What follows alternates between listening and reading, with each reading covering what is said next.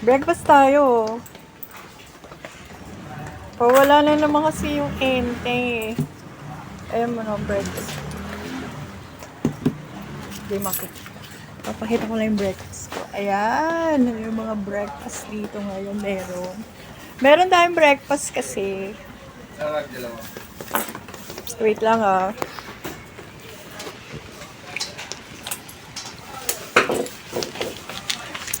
Ito na, kukuha. Uwi na kasi, kukunin ko na. Ano to? Champorado siya. Teka lang. Lalakad muna tayo dito sa palibot. Wala na kasi ulan eh.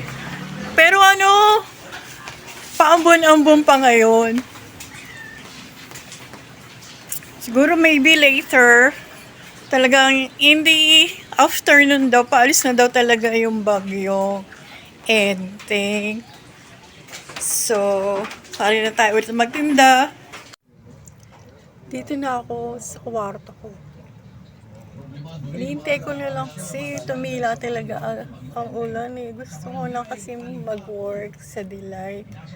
Marami pa akong ngayon, ititinda Delight. Pero kanina pinakita ko na sa inyo, wala nang ulan, umaambon-ambon na lang. Saka wala namang baha, nakalakad naman ako sa labas ng bahay. Pero sana I'm praying na mawala na talaga totally yung bagyong Enteng. Kasi sabi naman kasi papalabas na ng area of responsibility sa Pilipinas eh. Pero yung iba kasi mas malalaking baha, mas tinatanong kung merong klase o wala. Wala naman akong natanggap kanina na warning kaya sa NDDRMC. So, probably magtitinda na ako ngayon ng Delight. Kailangan po kasi ito eh.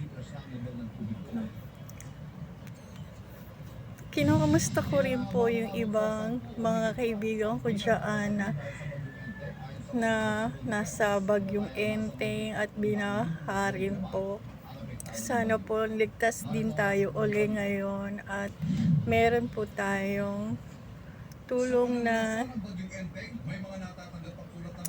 tinatanggap galing sa ating mga LGUs. Maraming salamat po.